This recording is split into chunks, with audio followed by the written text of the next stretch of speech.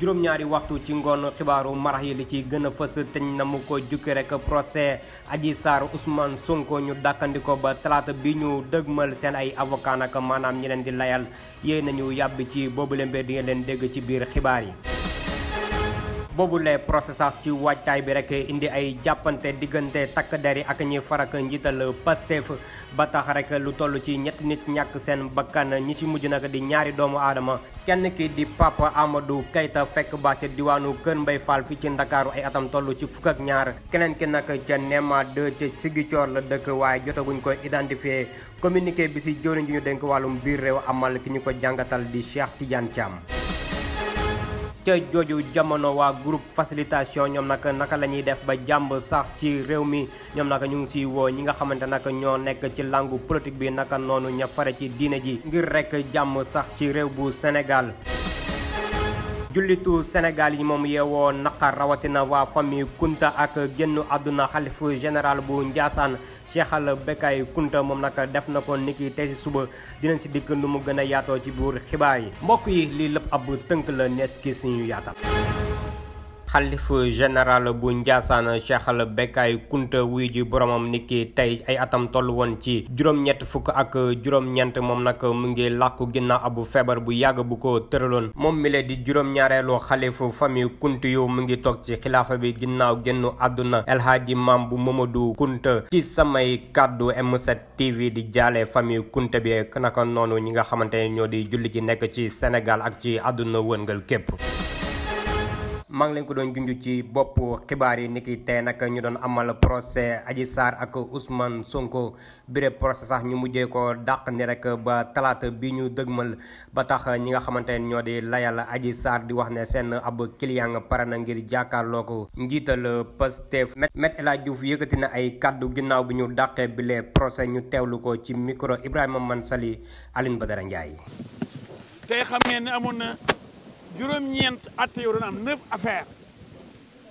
mais bii di ñëw benn lay nekk muy audience spéciale nga xam ni Ousmane Sonko daa war a taxaw Adji Sarr taxaw Ndeye Khady Ndiaye taxaw seen avocat taxaw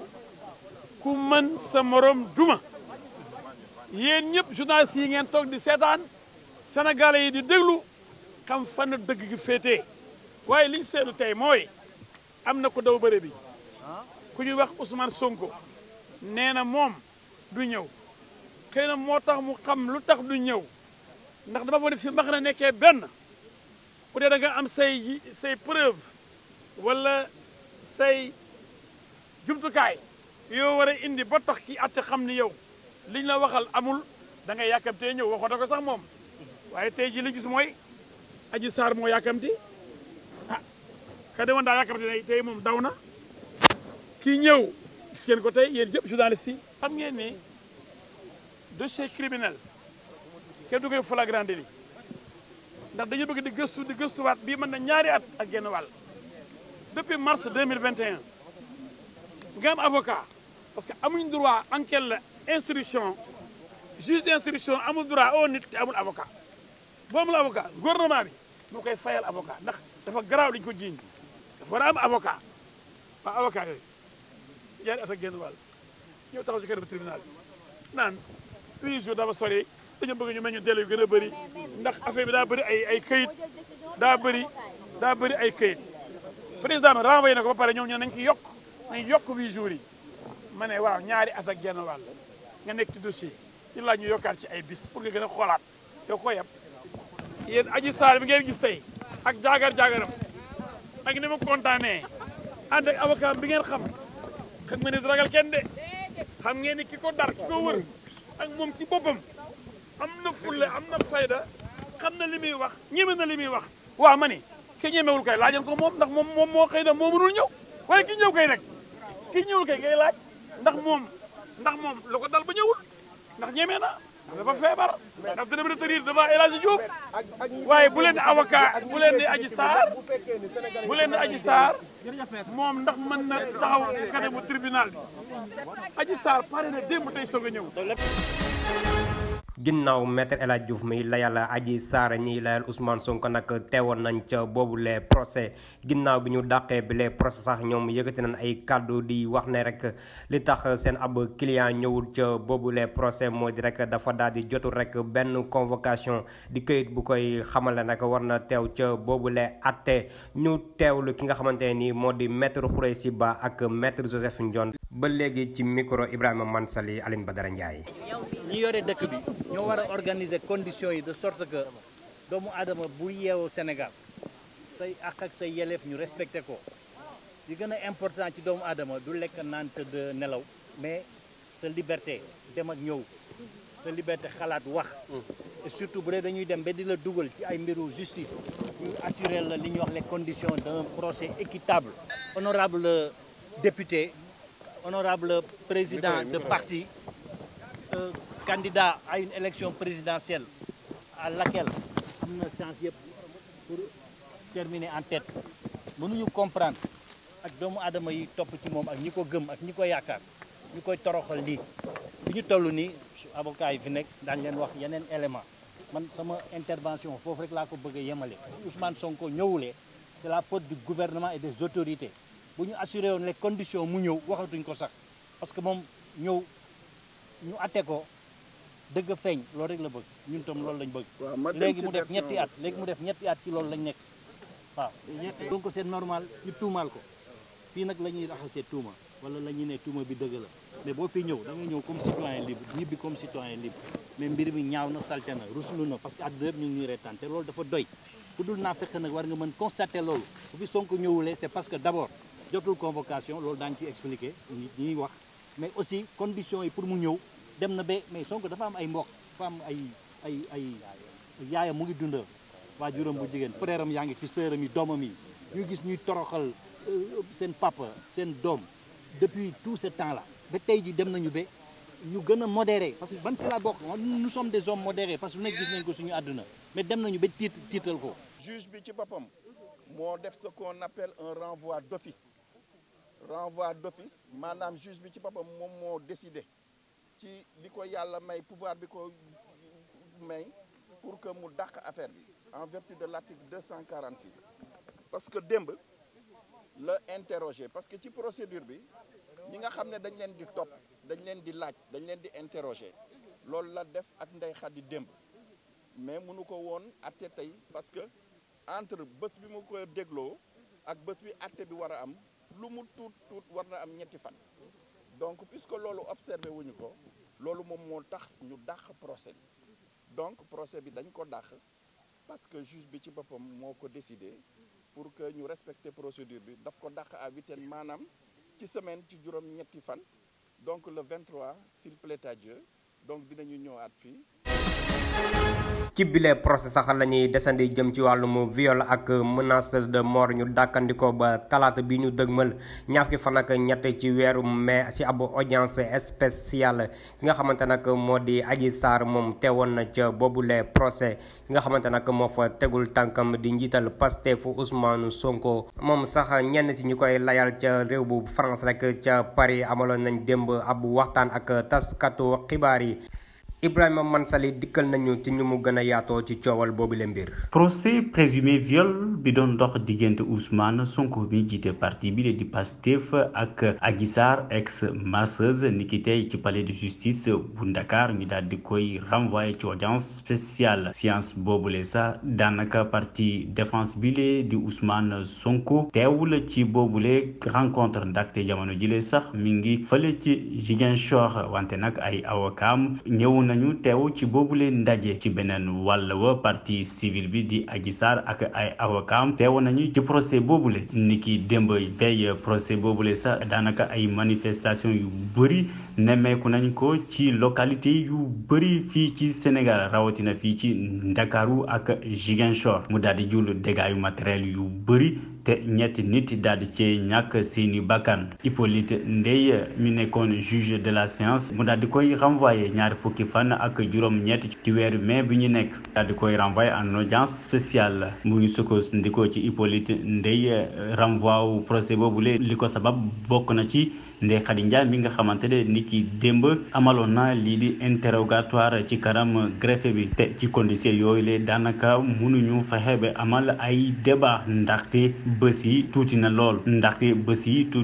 ngir ñu mën a amal ay débat mu nekkoon ay argument yi nga xamante ne Hippolyte Ndeye daal di koy fësal ngir daal di cee sabablu ngir mën a dàq boobule procès ci audience spéciale ci fàttali affaire Sweet Beauty mu ngi tàmbali février 2021 te fukk ak ñeenti nit daal di cee ñàkk seeni bakkan boole ci ñett ñi nga xamante ne ñoo mujjee faatu mu mel ni kat bilan Sweet Beauty dafa gën a diis ci lu toll fukk ak juróom-ñaari nit ñoo daal di cee ñàkk seeni bakkan procès Ousmane Sonko Adji Sarr ji daal di koy dàkk te jilee ci suba gi ci audience spéciale talaata bi di ñëw ñaar fukki fan ak ñett ci weeru mai bi li boobu lay procès sax daal di jur rek ay yëngal ci réew mi ba niki tey ci suba gi rek ca diwaanu Sédhiou ay ndaw rek daal di taal ay pneu baale yoon ba nga xamante ne moo nekk ca boobule gox génne ndongo ya ca l'école ya rek ngir wone seen ak bu naqar dinañ ci dikkaat nu mu gën a yaatoo ci yeneen jotaayu xibaar.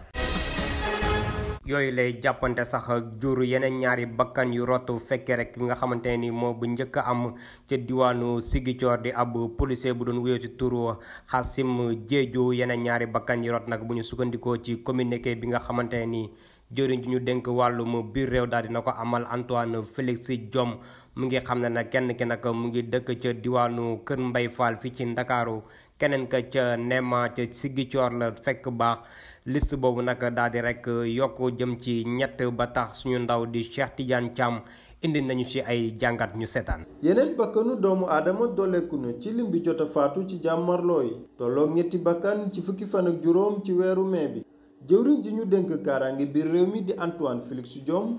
fësal na ci ab xibaar démb ci ngoon ni ñaari bakkan yi jot a rot ay xale lañ ba tey xibaar boobu fësal na ni kenn ki ñu dippee Amadou Keita mu ngi faatoo ci diwaanu Kër Mbay Fall ginnaaw ay gaañu yu jugee ci ngàndaay maanaam arme blanche keneen ki nga xam ne ràññeeguñ ko mu ngi faatoo ci diwaanu Ziguinchor maanaam quartier Néma 2 ginnaaw jafe-jafe yu ñu nemmeeku ci gox yu fasantikoo jëwriñ ji di Antoine Félix Diome sànjaafu na parents yi ngir ñu sàmm seen njaboot ndax saay-saay si dañuy rax ci jàmmaarloo yi pour andi firna ci biir réew mi démb ci suba fële ca Ziguinchor ginnaaw bi jàmmaarloo yi tare lool ak ñooñ Sonko yi ngir aar ko ci bépp loraange benn takk der buy wuyoo ci turu Xaasim Jeeju faatu na fa ginnaaw ab accident bu jugee ci char bu groupement mobile d'intervention. maa ngi leen ko doon junj ca bopp xibaar yi niki démb léegi nag ay jàppante yu metti lañu nemmeeku fu bëri ci réew bu Sénégal diwaanu Ziguinchor ak sax fii ci Ndakaaru ginnaaw bi nga xamante ni jàpp nañ procès Adji Sarr ak Ousmane Sonko bi waroon a am niki tey te ñu mujjee ko dàq rek yenn manifestant nag daal di rek songu dépôt bus Dakar dem dikk ba fare ca M3 ca diwaanu Kër Massar ba ya daal di fay rek taal bus yu bari ba tax njiit ya nekk ca boobule société daal di rek génne ab communiqué ñoom nag ñu ngi ñaawlu bu baax a baax yooyu le mbir ñu dippee sax ay acte de vandalisme ñoom nag ñu ngi woo askan wi ngir ñu gën a ànd ak seen xel bañ a yàq la nga xamante ni moomeelu ñëpp la. parti bi di Pastef les patriotes daal di rek jébbal ab communiqué di si masawu ak jaale ñi nga xamante ne nag dañoo am ay mbokk yu loru ci yooyu jàppante yi am niki démb ba léegi yooyu lay jàppante rek tax ba lu toll ci ñetti bakkanu doomu aadama daal di rot fii ci réew bu Sénégal ñoom sax ki ñuy joxoñu baaraamu tuuma ci yooyu lay bakkan yu rot ñoom lay du ne kenn tudd responsabilité njiitu réew mi Macky Sall te di ko wax mu teggi tànkam ci xoxatal bi muy def jëmale ko ci kujje gi rawatina ci seen leader di Ousmane Sonko te di wax rek mu wax publiquement ne du samp ndëndëm ci ñetteelu mandat bi nga xamante ni jongante njiitu réew yi ñuy jëm atum 2024 ginnaaw farandom yu Pastef ñeneen ñuy jàppal tànk Ousmane Sonko nag di ñafare ca coalition Yewwi Askan Wi ku ci mel ni Aïda Mbodj di njiital Alliance nationale pour la démocratie bokk tamit ca Yewwi Askan Wi moom wane na njàppandalam bu baax a baax ci leaderu Pastef bi di Ousmane Sonko ñu teewlu kàddu yi Aïda Mbodj ci micro Mame Ndiaye. parce que li Cheikh Aliou Ndao waxoon le Sénégalais de demain bi nga xam ne au moins am na 7 nationalités bokk na ci 7 ethnies mais ce Sénégalais de demain mën nañ di Ousmane Sonko la mais demul fenn fi mu am bureau rek la ñëw fi mu juddoo la ñëw fi yaayam ju baax ji nekk yàlla na fi yàgg rek la ñëw à partir de ce moment yaakaar naa ne la ñu doon def ci Ziguinchor dañu war a xam ne léegi jeex na parce que lay amatul. Ousmane Sonko est victime de sa popularité te yéen waa Ziguinchor xam ngeen loolu parce que yaakaar naa ne koo xam ne buy def nemmeeku tuur ñu ni ko du fi amee parce que nit ñi dañ koy topp buy dem tribunal ñu ni ko def du fi amee parce que nit ñi dañ koy topp buy dem gàmmu ñu daal di ñu disperser parce que nit ñi dañ koy topp buy màggali ñu disperser parce que nit ñi dañ koy topp. su fekkee ni rek 3e mandat bi moo indi lii yëpp ah F24 prononcé wu na de xaw ma gis nga ko xaw ma gisuloo ko waaye Yewwi Askan Wi ni ñu taxaw woon delluwuñ ci gannaaw ku yaakaar ne tas nga ko tasagoo dara buñ la ko waxee dañ lay nax mais Ziguinchor itam ah yaakaar naa ne Dakar gënu leen a taxaw te li nekk Ziguinchor tey moo nekk fépp à travers le Sénégal maanaam di bañ injustice di protéger koo xam ne ciblé nañ ko di protéger koo xam ne defu leen dara yaakaar naa ni loolu ñii li ñu wax doy na sëkk. moom mi la di Aïda Mbodj daanaka moo ko ñuy fare ca kujje gi yëpp ñoo bokk gis-gis rawatina ña bokk ca Yewwi Askan Wi ñoom nag wane nañ bu baax a baax seen njàppandal ci leaderu Pastef di Ousmane Sonko ci procès bi mu waroon a amal niki tey ci moom ak Adji Sarr bu kaddu gi benn la naka la ñuy def ba sàmmonteeg intérêt askan wi rawatina ci wàllum liberté démocratique te bañ a faagaagal benn ki nga xamante ni fare na ca kujje gi. Malick Gakou di njiital grand parti ci lu ni mel la addu ñu teewlu ko ci micro Mame Ndiaye. dañu bokk moom gis-gis dañu bokk moom xel dañu bokk moom yaakaar bi nga xam ne nii Sénégalais yi placé nañ ko ci coalition Yewwi Askan bi nga xam ne ñoo ko bokk ak suñu ay naataango kon nag lépp lu dal Ousmane Sonko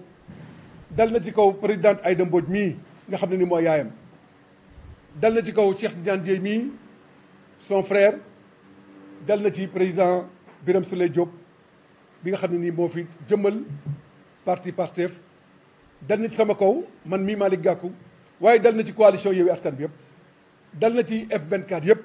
dal na ci bépp Sénégalais ba nga xam ne nii da nga bëgg a jàmm ak luy tabax réew mi loolu moo tax ñu jóg bàyyi suñu ay soxla yëpp ñëw fii Ziguinchor bi ñu ñëwee fii nag li ñu fi fekk bettuñu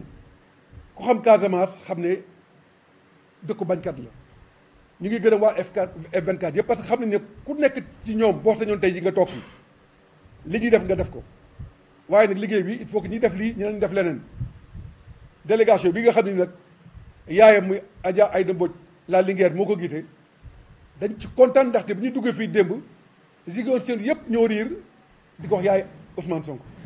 kon nag présidente ñu ngi lay remercier ci sa liggéey ñu ngi lay remercier ci sa taxawaay parce que nag yow sa taxawaay ci réew mi taxawaay bu mat sëkk la buñ ne guleet déedéet ku xam Aïda Mbodj xam ne mooy la Linguère ku xam Aïda Mbodj mooy xam ne bañkat la bañkat boobu nag ngay symboliser toutes les femmes du Sénégal puisque aucun combat dans ce pays aucune lutte aucune perspective ne peut être viable sans la femme sénégalaise. langu politique bi tàng lool jamono ji ba tax nag ñu ëpp ci sénégalais yi daal di am ak njàkkare naka noonu ñi nga xamante ñoo di groupe de facilitation nag ñoom nag lu ni mel la ñu am ba tax ñu daal di rek dajaloo seen biir ngir rek xool naka la ñuy def ba mën a préserver li nga xamante ni moo di fondamentaux ak valeur bu république bu Sénégal nga xam ne nag moo téye boobu ba léegi jàmm ak salaam ji ñu nemmeeku ci biir réew mi ngir saxal jàmm jooju sax la moo tax waa comité bi nag daal di rek fas yéene wéyal ay ndaje yi nga xamante ne ak waxtaan yu ñu doon amal ñoom nag fas yéene ñoo seet ñi nga xamante ne ñoo fare ci diine ji naka noonu acteur politique ak société civile ak bépp organisation bu nekk ci biir réew mi ñoom sax ñu ngi ñaawlu bu baax a baax bakkan yi nga xamante ni jot na roto nit ki démb ba léegi ginnaaw ay jàppante yu am ci biir réew mi.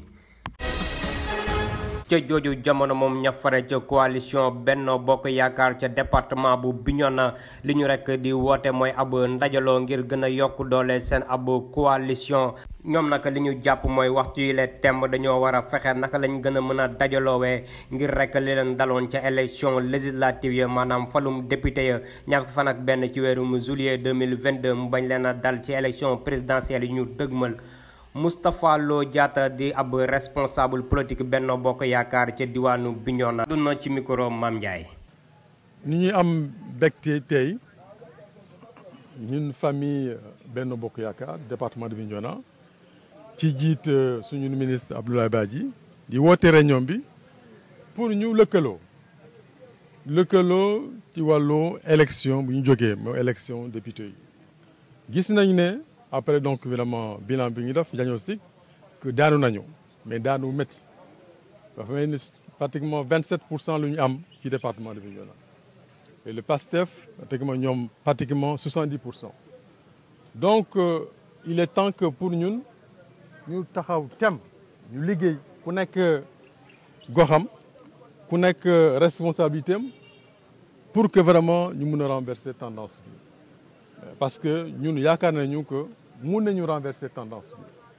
c'est vrai que évidemment depuis 2014 ñun mosuñu perte élection ci département de Bignona Benno Bokk Yaakaar toujours day gagner département c'est à partir de 2019 ñu commencé di daanu mais daanu boobu c'est vrai que métti na mais il est possible pour nous vraiment ñu mën a renverser tendance loolu la ñuy waxtaan pour ñu def benn parce que déggoo am na solo ci politique boo déggoo amul évidemment ñëpp du ñu mën a nekk serein du mën a am résultat bi nga xamante ne. ñu wax ci wàllum tàggat yaram ak Ligue 2 sénégalaise ak lu toll ci fanweer ak juróom-benni poñ AJEL bu Rufisque woy di toog ca bopp classement boobule championnat ginnaaw bi ñu témboowee ak wàlli daan kenn dugalul sa morom dara ci ñaar fukk ak benneelu bëccëg bi ki topp ci ginnaaw moom di US Ouakam am lu toll ci fanweer ak juróomi poñ moom tamit lu ni mel la daal di def rek score vierge maanaam moom tamit match boobu kenn dugalul sa morom dara ci déplacé bi mu amoon dem ca jamono bu Fatick ca boobu le terrain jamono boobu sax moo nekk ca ñetteelu place bi classement bi nag daal di serré lool ci kaw gi Port ak Bour Petite Côte ñoo nekk ci suufu tableau bi ku nekk am lu toll ci fukk ak juróom ñetti poñ